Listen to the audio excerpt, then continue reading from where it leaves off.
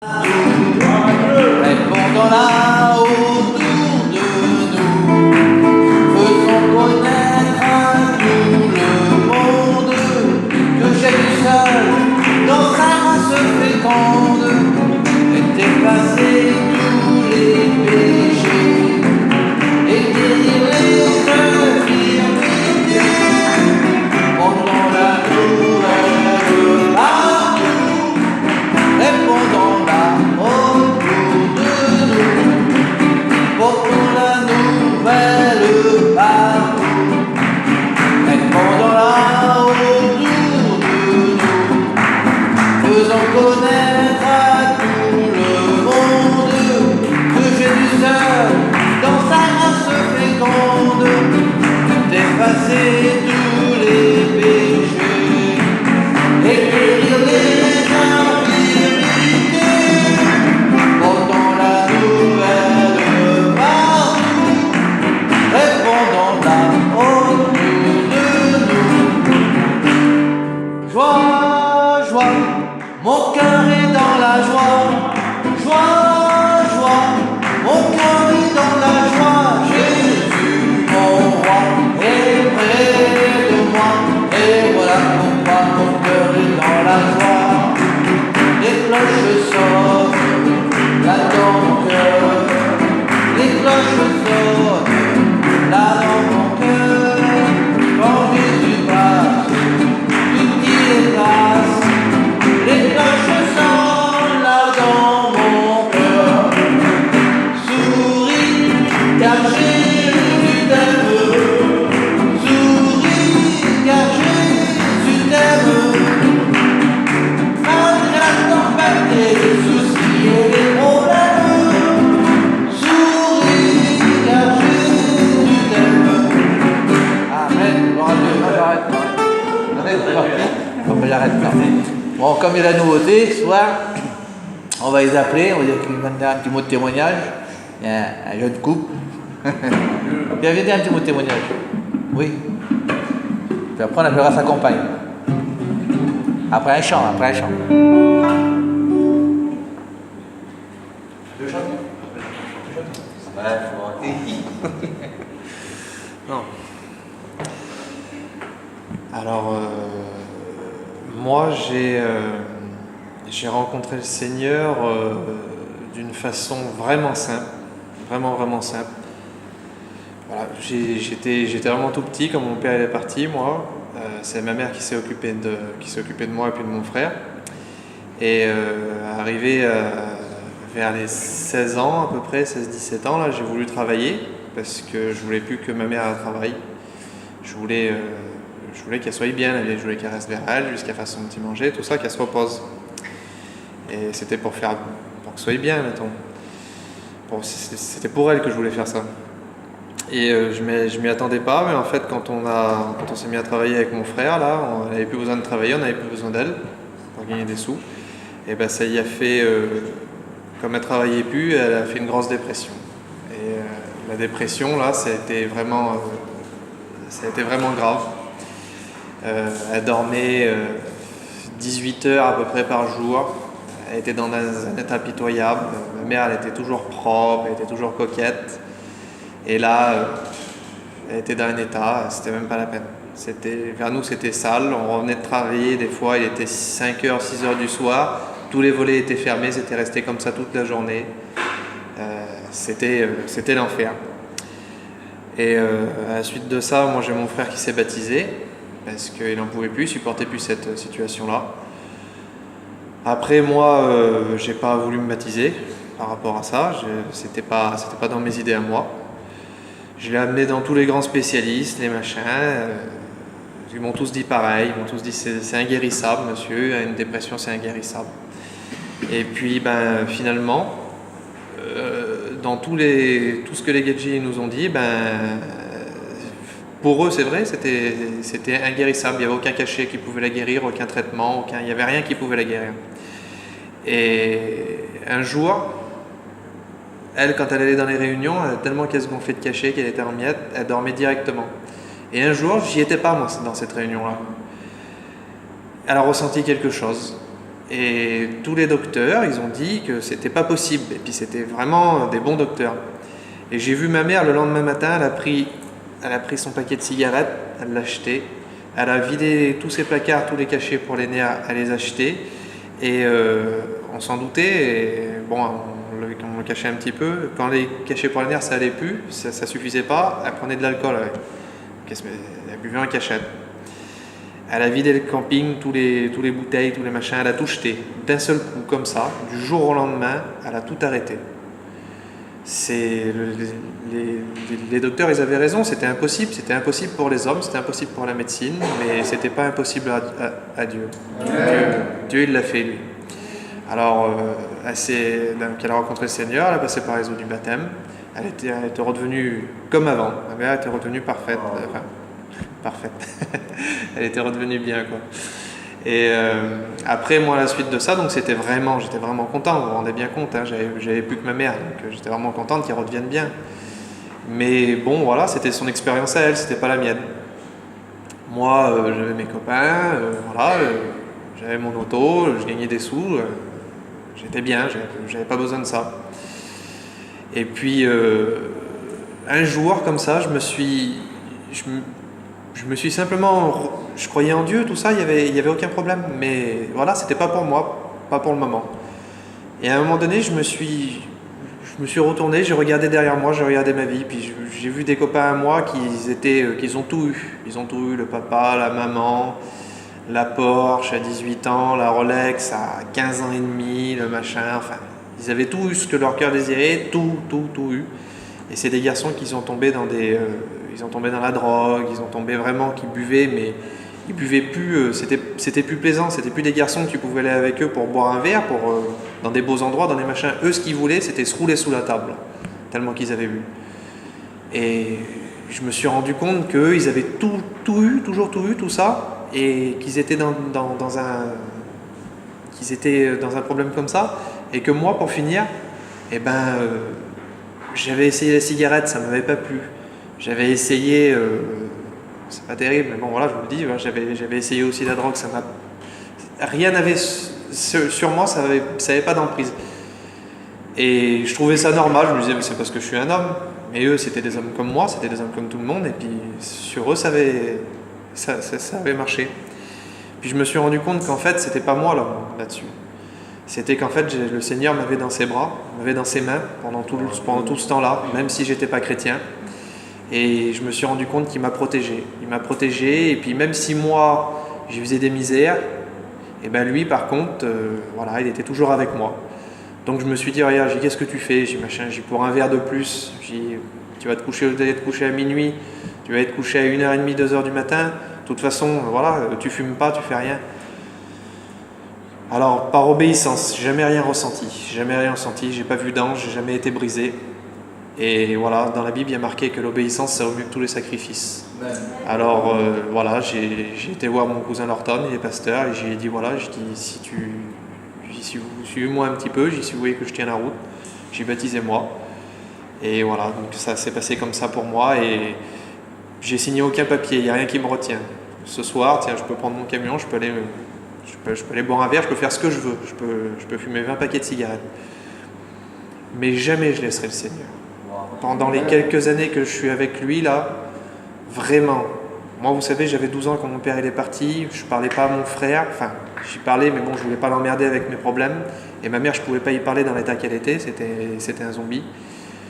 J'avais plus de père sur la terre, mais j'avais un père dans le ciel. Le soir, quand j'avais des problèmes que je pouvais en parler à personne, je priais Dieu et il me répondait, il m'aidait.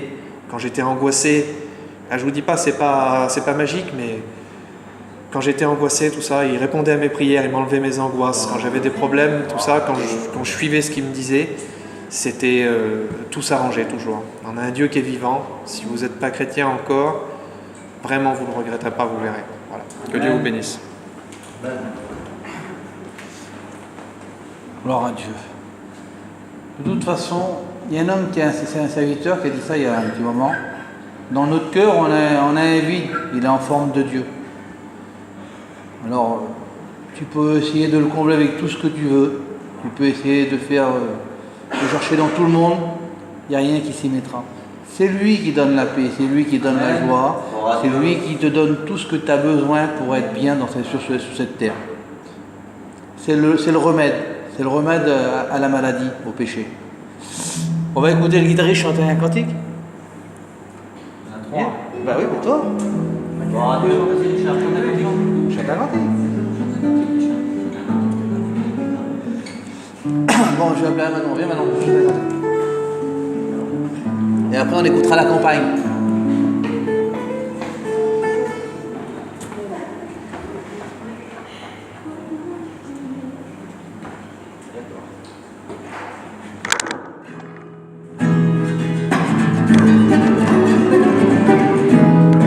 Comment exprimer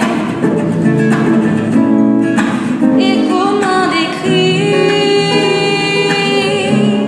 un amour si grand, si puissant que rien ne peut le contenir. Tu sais l'espoir, Seigneur, tu sais mes craintes. Et même sans bien trop petit pour dire tout l'amour que j'ai pour toi. Alors entends mon cœur, mon esprit qui te loue. Entends le chant d'amour d'un enfant racheté. Je vendrai mes faibles mots pour te dire quel merveilleux tu es. Non, je ne pourrai pas te dire combien je t'aime, alors entends mon cœur. C'est tout comme la pluie, les mots pourraient couler. Et si j'avais l'éternité, je ne pourrais pas l'exprimer. Et dans les battements de mon cœur, tu entendras toujours. Merci pour la vie, pour la vérité et pour le chemin. Alors entends mon cœur, mon esprit qui te loue. Entends le chant d'amour d'un enfant racheté.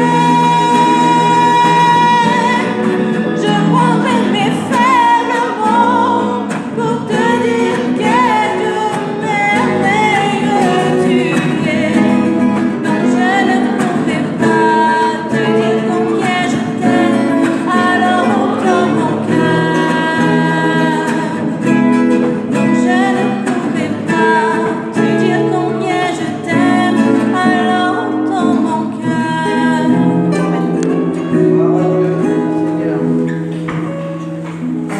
Tu veux dire un petit mot? Oui. Une expérience, ce que tu as sur ton cœur.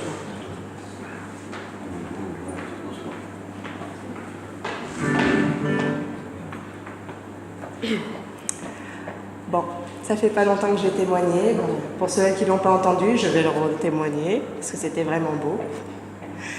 Et bon ben voilà. Ben voilà, j'ai toujours su que le Seigneur il était vivant, j'ai toujours cru en lui.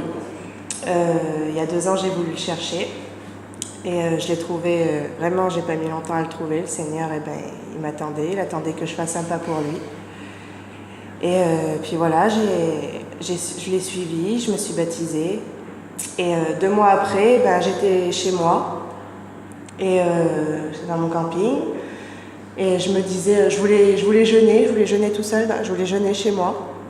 Et après j'ai hésité, et puis je l'ai quand même fait. J'ai jeûné tout seul chez moi, dans mon camping le matin, et puis au bout de 5 minutes, le Seigneur, j'ai prié pour moi. J'ai dit, Seigneur, tu vois, en ce moment je suis faible, ça va, voilà, je suis plus trop comme au début. Seigneur, voilà, tu vois ma faiblesse. Et puis au bout de 5 minutes, le Seigneur il m'a donné le Saint-Esprit, il m'a donné le baptême du Saint-Esprit dans mon camping. Et voilà, j'ai appelé tout de suite le Kevin. Il s'est mis à côté de moi, on a prié. Et il voulait vraiment la voir aussi, lui, mais bon, voilà, ça n'a pas marché. Mais voilà, je sais qu'un jour, le Seigneur, il va le bénir aussi. Et puis voilà, quand vous ne vous sentez pas bien, eh ben, dites-le au Seigneur. Moi, il m'a directement béni, c'était terrible. Ça m'a fortifié terrible. Et puis voilà, que Dieu vous bénisse. Dieu. Merci Seigneur. Et oui, mon vieux, un jour ou l'autre.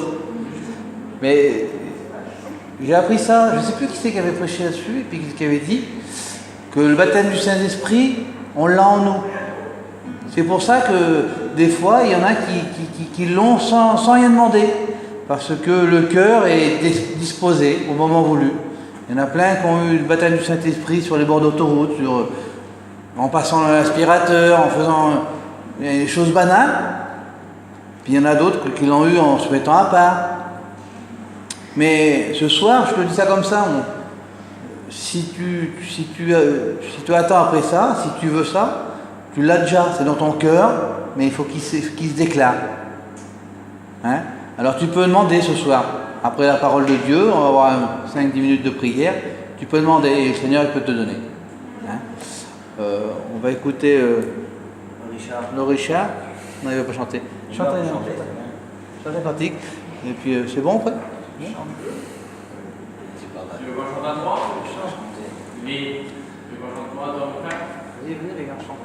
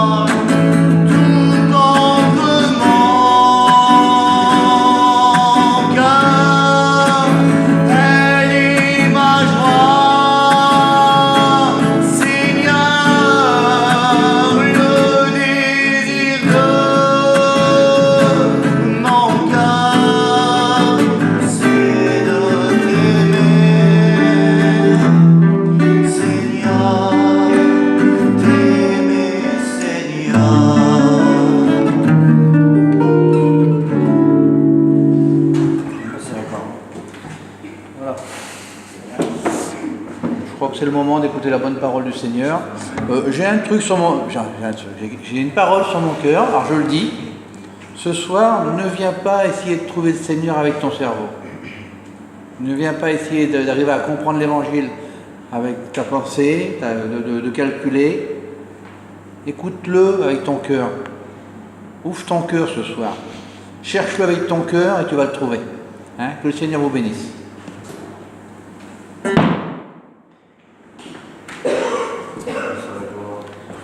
Gloire à Dieu. Gloire à Dieu. Hein, merci au Seigneur d'être là parmi vous ce soir. Je suis heureux que les réunions de jeunes recommencent. Vous savez, moi je suis grand-père, ça ne se voit pas. Et je suis bien avec la jeunesse. Dieu a fait ça. Je ne le croyais pas du tout là, quand j'ai venu ici, que j'ai commencé. Bon, pour moi c'était pas ça. Moi normalement je devais être Abraham. J'étais au début de l'église. On m'a demandé de rentrer dans la responsabilité là-bas. Et le Seigneur a fait que je sois ici et que je m'occupe de la jeunesse. Vous voyez, des fois, on a beaucoup d'idées, on a beaucoup de pensées, mais ce sont les desseins de l'Éternel qui s'accomplissent. Parce que lui, il fait ce qu'il veut. C'est le patron, c'est le boss. Et nous, on essaie de travailler pour lui du mieux qu'on peut. Amen. Donc, je vais revenir sur ce que je dis tout à l'heure, les raisons, parce qu'il faut des raisons. Je ne suis pas quelqu'un de méchant, loin de là, au contraire. Quand j'ai vu le petit frère qui était en haut tout à l'heure, ça m'a fait plaisir qu'il était là. Mais vous allez comprendre pourquoi j'ai dit ça tout à l'heure. Vous savez, il y en a qui pensent que c'est à cause du témoignage, que, vous savez, quand on a une charge pour le Seigneur, jouer de la guitare dans une église, c'est une charge. C'est un travail pour Dieu. Témoigner, c'est un travail pour Dieu. Chanter, c'est un travail pour Dieu. Alors il y en a certains qui disent que s'il a un mauvais témoignage et qu'il chante, ça ne le fait pas. Vous savez, il y a des chrétiens qui ont un mauvais témoignage, donc ça ne veut pas dire que c'est pas parce qu'il est baptisé qu'il aura un meilleur témoignage. Je ne suis pas d'accord avec ça. Je le vois plutôt dans une autre chose. Je le vois d'un autre côté, et c'est pour ça que je l'ai fait, et je crois que ma réflexion elle est biblique. Le Seigneur va dire, mes brebis entendent ma voix et je les connais, et elles sont dans ma main, et personne ne les ravira de ma main. D'accord? C'est l'évangile de Jean, chapitre 10. Pour être dans la main du Seigneur, vous voyez, une main, dans une main, on est là, il y a 5 doigts qui serrent. Donc on a la foi, la repentance, le baptême, avec la nouvelle naissance, la sanctification, à la fois la repentance, le baptême d'eau, la sanctification et la marche avec le Seigneur. C'est ce qui fait qu'on peut être dans la main de Jésus. Et ça veut dire quoi? Ça veut dire que lorsqu'on s'engage avec le Seigneur, dans le livre de l'Exode, il dit qu'il y a une guerre qui se fait. Est-ce que vous croyez que Dieu est vivant? Je sais que vous le croyez tous. Est-ce que vous croyez que le diable existe? Malheureusement, oui. Donc ça veut dire que lorsqu'on travaille pour Dieu, on a un ennemi qui est le diable. Et lorsqu'on ne travaille pas pour le Seigneur, il nous laisse tranquilles. Mais lorsqu'on commence à travailler pour Dieu, il arrive. Et si on n'est pas dans la main du Seigneur, eh bien, il se passe vite des soucis et des difficultés. Donc si vous préférez, ne voyez pas ça quand je vous dis que dans l'Église du Seigneur, il faut être engagé dans le corps du Christ pour pouvoir travailler, voyez ça comme une protection. Plutôt. Comprenez? Et on voit dans la Bible, vous savez, le Seigneur avait donné des ordonnances à Israël, il avait dit l'arche d'alliance devait être portée par dos d'hommes, par des Lévites, avec des bouts de bois qui passaient sur les côtés, comme ça il y avait des anneaux, il devait la porter, il ne devait pas la toucher. Et puis à un moment donné, on voit que David a voulu faire à sa manière à lui, il l'a fait à la manière des Philistins. Et bien, à un moment donné, l'arche d'alliance sur la route, elle a tangué comme ça, et puis elle allait tomber. Puis il y avait un homme qui était là, qui avait une bonne volonté. Il voulait travailler pour Dieu, lui, mais Dieu n'avait pas dit comme ça. Dieu avait dit, c'est les Lévites qui la toucheront et pas les autres. Ben lui, il l'a touché pour pas qu'elle tombe. L'action est bonne. Moi, j'aurais été là, j'aurais dit, cet homme-là, il est vaillant, l'arche d'alliance allait tomber, il l'a protégé pour pas qu'elle tombe. Mais la Bible nous dit qu'il est mort sur le champ. Pourquoi? Parce que les choses, il faut les faire comme Dieu les dit. C'est pas à nous de décider comment ça doit se faire. Moi, vous comprenez bien que tout le monde vient chanter, je serais content. Mais dans la parole de Dieu, c'est pas comme ça. Il y a le corps du Christ, et puis il faut en faire partie. Amen. Donc voilà pourquoi la raison. J'avais un message d'évangélisation ce soir, je vous le dis de suite. J'étais là, il n'y a pas de problème, mais je vais vous parler d'autre chose. Ce soir, je devais vous parler normalement de l'évangile de Marc, chapitre 16, verset 16. Et puis en plus ça tombait bien, vous voyez, celui qui croira et qui sera baptisé, parce qu'il y en a qui l'oublient, celui-là, sera sauvé. Ça veut dire et celui qui ne le fait pas sera condamné. Donc ça, on ne va pas en parler. Il y a ces 3 points-là qui sont importants dans la vie d'un chrétien. On ne peut pas faire autrement et ne passer ailleurs que par la porte. Et la porte, c'est Jésus. Et Jésus, c'est la parole. Et c'est lui qui nous dit les directives, c'est lui qui nous donne le moyen de pouvoir, de la manière où on est sur la terre, du jour où on se convertit, parce que le but, c'est d'aller dans le ciel. Est-ce que vous voulez aller au ciel? Alors je sais que c'est une réunion de jeunesse, d'habitude on a vite fait de... Mais ce soir, le Seigneur a mis notre message sur mon cœur, je vais vous le donner. Donc ce qu'il faut, il ne faut pas louper le coche. Il ne faut pas se tromper. Si on veut réussir une recette, il faut la faire comme elle est écrite. Et pour aller au ciel, il faut faire ce que Dieu dit. Dieu dit, celui qui croira. On ne peut pas passer ailleurs que croire. C'est pas possible. Il sera baptisé. Et à ce prix, il sera sauvé. Ça veut dire que s'il croit et qu'il ne se baptise pas, il sera perdu. Il ne sera pas sauvé. Parce que celui qui ne fait pas ces 3 choses, il sera condamné. C'est pas moi qui le dis, on va le lire ensemble. Parce que si je vous le dis moi, vous n'allez pas me croire, et vous avez raison, il faut lire ce qui est écrit. Évangile de Marc, chapitre 16, et verset 16, après on rentrera dans le message, et je vous dirai ce que je vais vous parler ce soir. Ça n'a rien à voir, vous allez me dire, tu sautes du coq au vin, à l'âne, mais le Seigneur a mis ça sur mon cœur, et je vais vous en parler ce soir. Voilà, Évangile de Marc, chapitre 16, verset 16. Celui qui croira, et qui sera baptisé. C'est un impératif là. Il n'y a pas celui qui croira et s'il a le temps, ou s'il peut, ou s'il verra, ou si ça se fait, ou si ça se fait pas. Non, il dit celui qui croira, ça je sais que vous le faites tous, pas de problème, et qui sera baptisé, sera sauvé.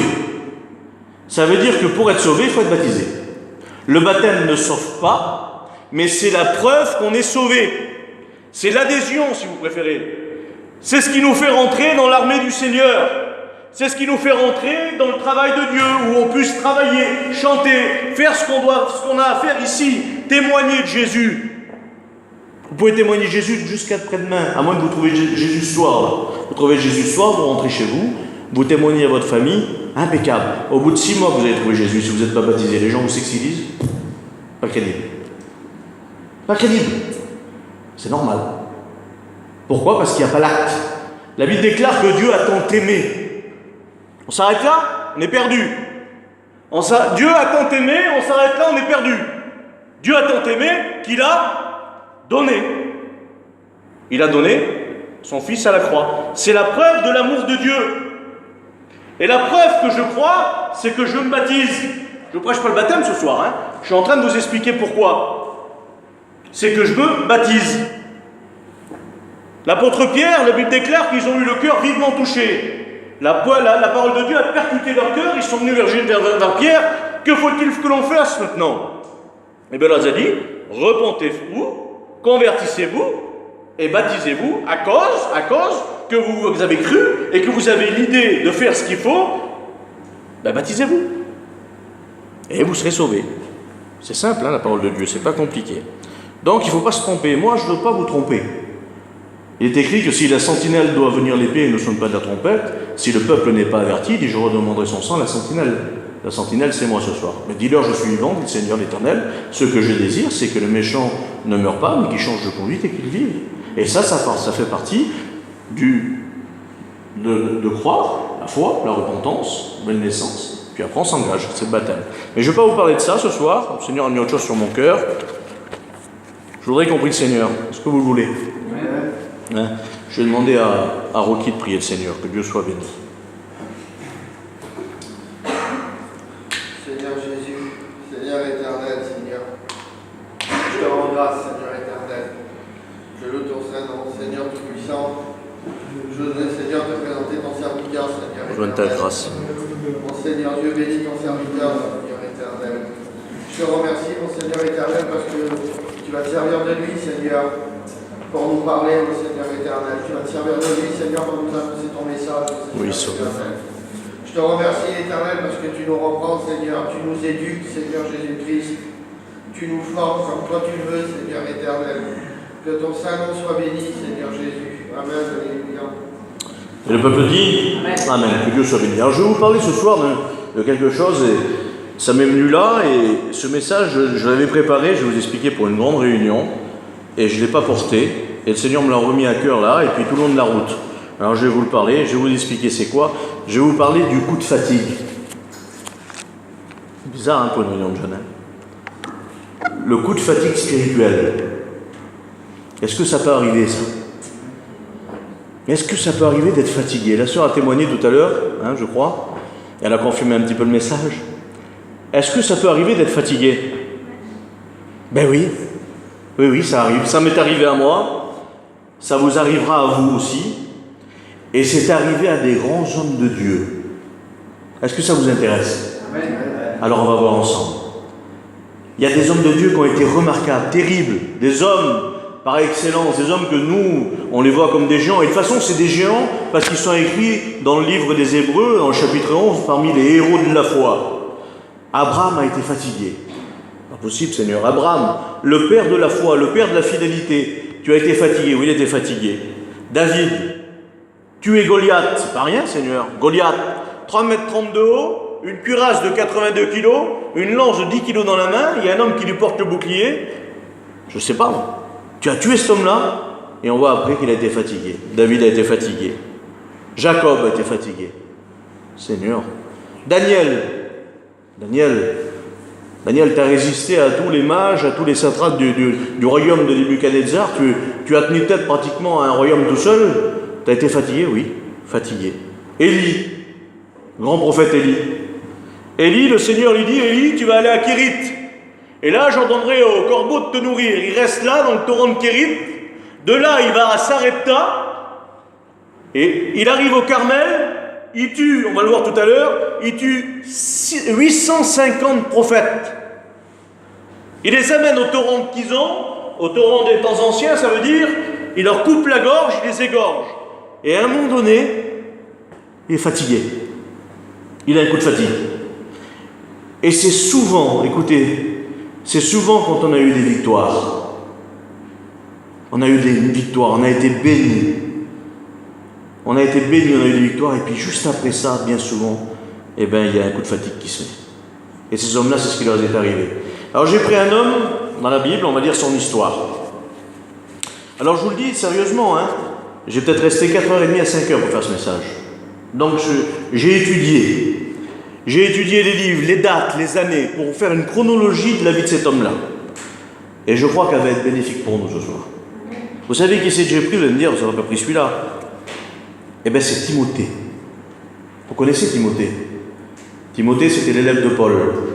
Il y a 2 épîtres qui lui sont consacrés dans la Bible. Timothée, la première fois qu'on en parle de lui, c'est dans le livre des Actes au chapitre 16 et au verset 1er. C'est Paul, la Bible nous dit qu'il se rend dans une ville qui s'appelle Derbe. Et puis après, il va dans une autre ville qui s'appelle Lystre. Donc il est à Lystre, Timothée. Et voici, il y avait là un disciple nommé Timothée, fils d'une femme juive et d'un père grec. Regardez la situation qu'il a, cet homme-là, ce jeune homme. On va dire, il a une mère chrétienne et un père inconverti. Mais non seulement un père inconverti, il a un père grec. Alors je ne sais pas si ça vous parle, ça. Quelqu'un qui est grec, c'est la Grèce, hein. Mais à cette époque-là, quelqu'un qui était grec, ça veut dire qu'il avait le panthéon de Dieu à lui. Il avait Zeus, tous ces dieux-là. Ils vivaient de la façon la plus dépravée qui pouvait exister, ces gens-là. Ils étaient immoraux. Un peu comme le monde de maintenant qui est dehors. Les Grecs, c'était le mariage pour tous bien avant. Il y a 2000 ans qu'ils avaient le mariage pour tous. Les Grecs, c'était ça. C'était la dépravation la plus totale. Et ce garçon-là, il a un père qui est comme ça et une mère, par contre, qui est chrétienne. Une mère qui l'instruit dans les choses de Dieu. Parce qu'on retrouve l'apôtre Paul qui va dire « La foi qui est en toi était déjà dans ta mère, et puis même un peu plus haut, dans la mère de ta mère, qui étaient des femmes de Dieu. » Et puis cet homme-là, il est là. Et nous voyons que Paul arrive dans cette ville-là, et puis là, la Bible nous dit, regardez, et voici, il y avait là un disciple nommé Timothée, fils d'une femme juive et d'un père grec. Les gens de Lystre et d'Icône rendaient de lui un bon témoignage. Il y a 2 villes qui rendent de cet homme-là un bon témoignage. C'est un peu à cause de ça, aujourd'hui, si vous préférez, qu'on prend 2 anciens. Quand un étudiant, il a 2 anciens, donc il a 2 témoignages. Il dit qu'il rendait bon témoignage de lui. Son nom, Timothée. Vous savez ce que ça veut dire, Timothée? Il y a quelqu'un qui s'appelle Timothée là? Non, il n'y en a pas. Vous savez ce que ça veut dire, Timothée? Ça veut dire qu'il adore Dieu. Son nom, il veut dire qu'il adore Dieu.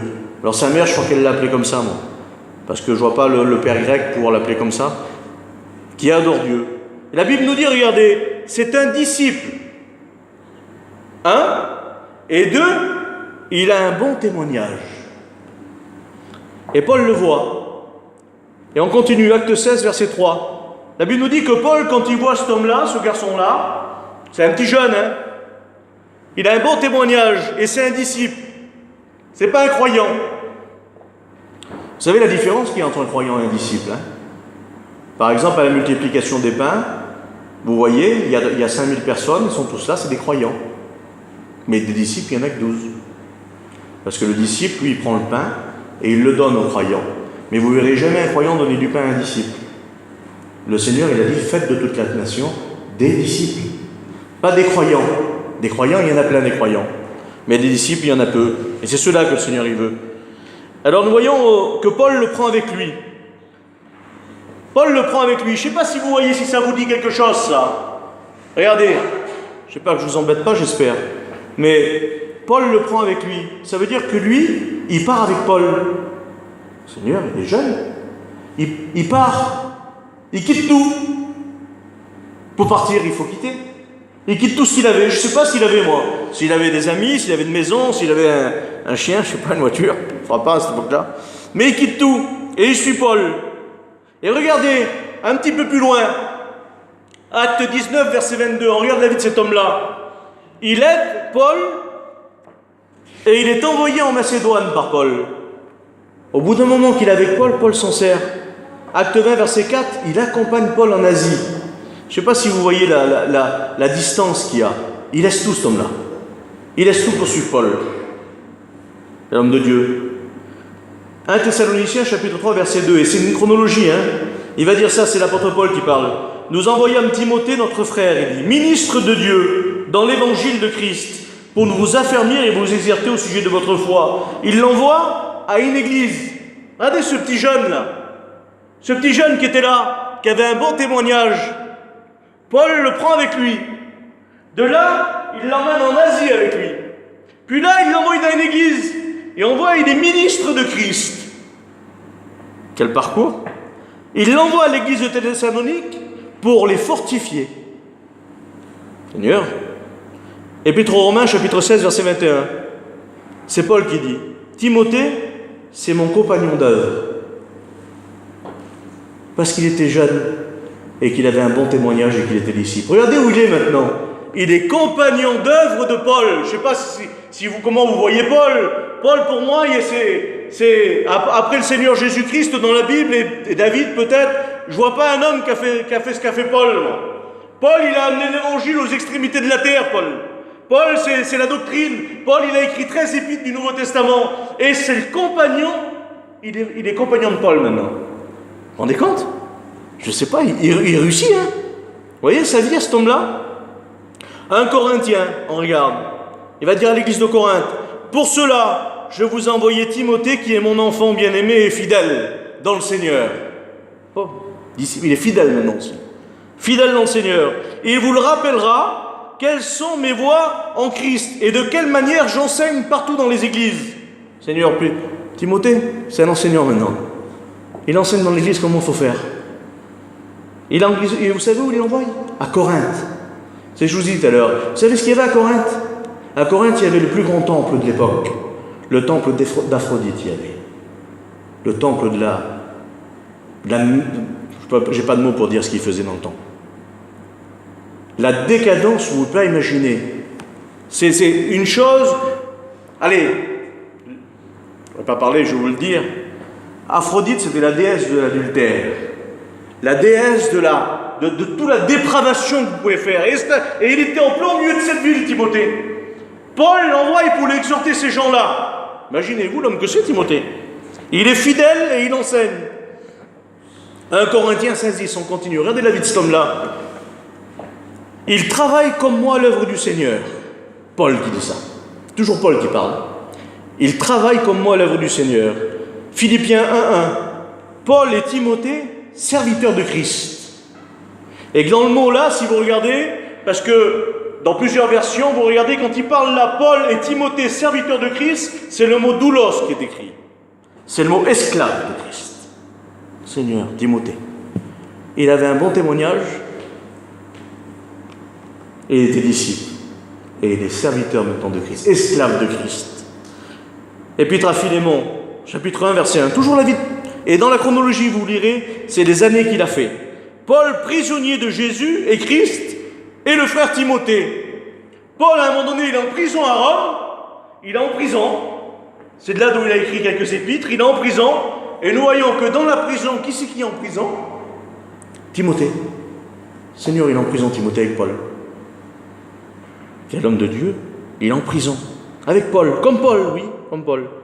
Et après, un peu plus loin, dans le livre des Hébreux, Hébreux chapitre 13, verset 23, on voit que Timothée, il est relâché de prison. Alors regardez un petit peu le parcours, là. Depuis qu'il l'a vu à Lystre.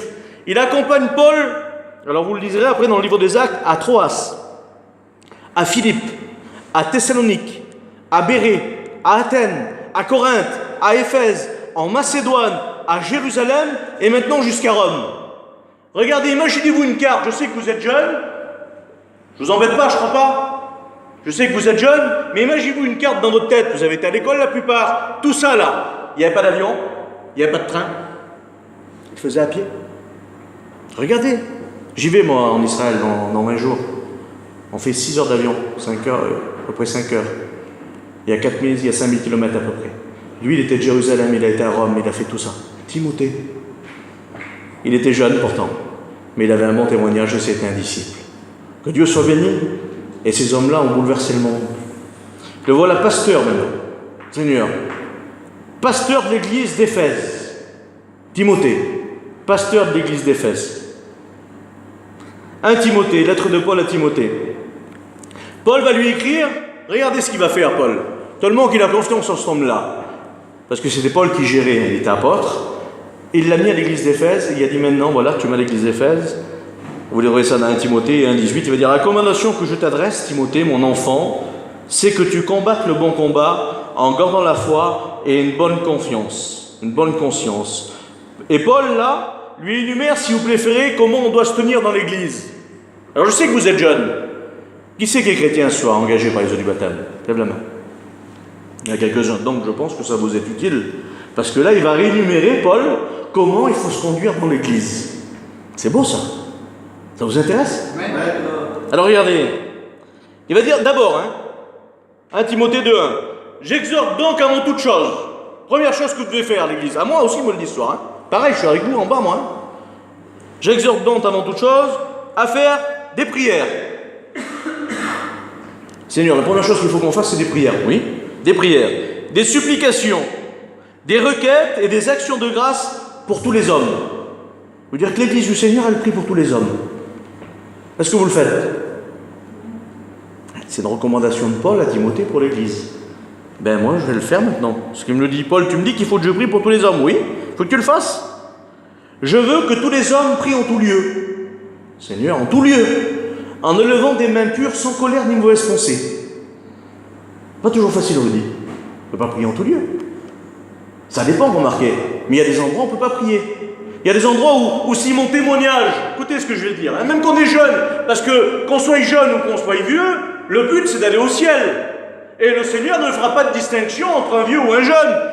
Il y a la Bible et elle nous enseigne. Amen. Ça veut dire que des fois, mon témoignage à moi, je vais vous l'expliquer. Des fois, je n'ai pas pu le faire, moi. Des prédicateurs, Steve. J'ai pas pu le faire, parce que dans un endroit, j'ai pas dit que j'étais chrétien. Pas que j'ai fait quelque chose qu'il fallait pas, mais je l'ai pas dit. J'étais travaillé, par exemple. Allez, je travaillais, là, la dit, c'est moi prier le Seigneur. On dit, mais il faut celui-là. Et pourtant, je devrais le faire. Mais vous voyez, quand je disais ça, là, je me suis remis en question, moi. Je vous dis que je me suis remis en question, les chrétiens. C'est important. Paul l'a dit à Timothée et qu'il le dise à l'église. Et il nous le dit à nous ce soir. Je veux que tous les hommes prient en tout lieu en élevant des mains pures, sans colère et sans mauvaise pensée. Regardez ce qu'il dit. Ah, ça, c'est les hommes et les femmes alors. eh bien je veux aussi que les femmes, Timothée, c'est-à-dire pour une réunion de jeunes, c'est pas des messages comme ça normalement, hein. Mais voilà. Je veux aussi que les femmes, ou jeunes filles, vêtues d'une manière décente, avec pudeur et modestie, c'est-à-dire qu'ils ne sont pas remarqués, se parent ni de tresses, ni d'or, ni de perles, ni d'habits somptueux, ou qui veut dire très coûteux.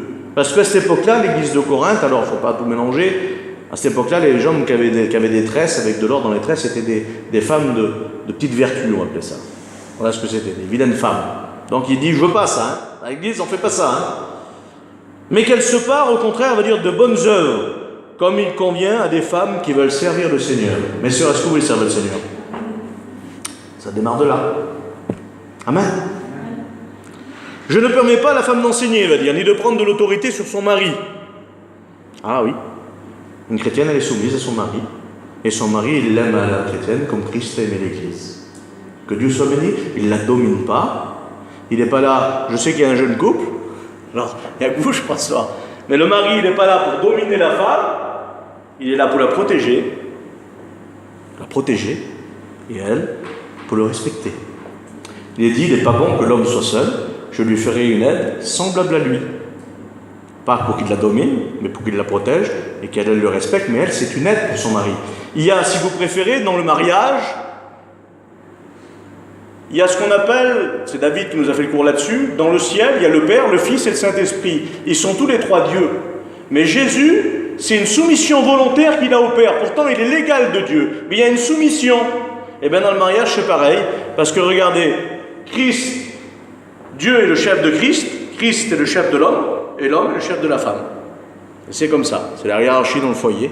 Donc la femme doit être soumise à son mari, c'est normal. Alors il parle aussi aux serviteurs. Pour les serviteurs, il dit pour nous ce soir. Il faut qu'il soit le mari d'une seule femme, sobre, modéré, réglé dans sa conduite, hospitalier il faut qu'il soit. Pour moi ça, oui. Pour ceux qui veulent le devenir, oui. Hospitalier, propre à l'enseignement, ni buveur, ni violent, mais indulgent, pacifique, n'aimant pas l'argent.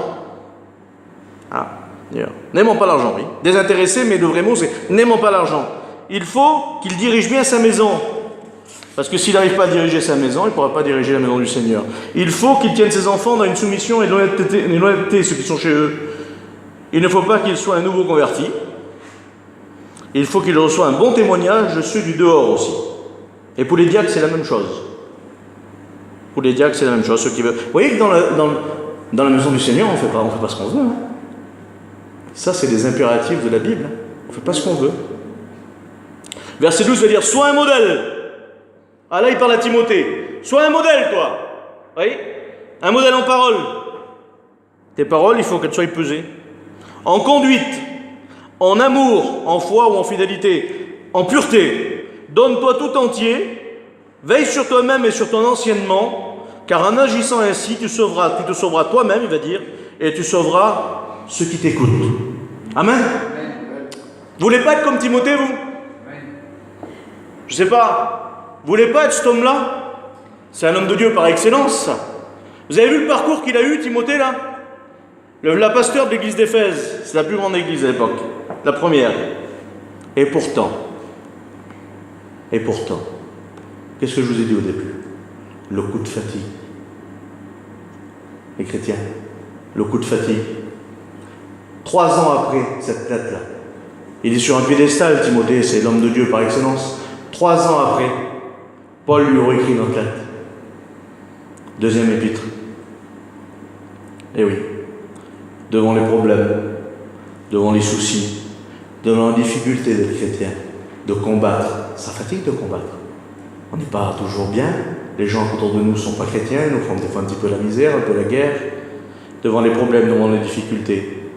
Épître à Timothée, 2e épître à Timothée, chapitre 1er, verset 6, regardez ce qu'il va dire. L'apôtre Paul qui reparle à son élève, je t'exhorte, il va dire, à ranimer la flamme du don de Dieu que tu as reçu. Car ce n'est pas, il va dire, ce n'est pas un esprit de timidité que Dieu nous a donné, mais au contraire, son esprit nous remplit de force, d'amour et de sagesse. N'aie point honte du témoignage à rendre, fortifie-toi. Vous vous rendez compte? Il semblerait que Timothée, ce grand homme de Dieu, Je n'arrive pas, vous comprenez bien, loin même pas d'Ortel. Hein. Ortel, je ne sais pas où c'est qu'on pourrait y arriver à Timothée. Regardez cet homme-là, malgré tout le parcours qu'il a eu, il semblerait que Timothée a besoin d'être ranimé. Il faut qu'il ranime la flamme parce que sa flamme est en train de s'éteindre. Il a besoin d'être fortifié, d'être renouvelé de force.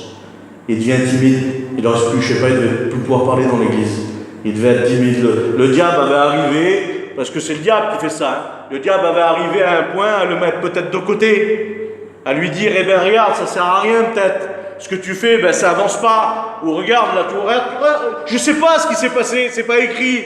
Mais je sais une chose, c'est que cet homme-là, il a que des louanges, il fait que des victoires, il gagne. Il progresse, il est partout.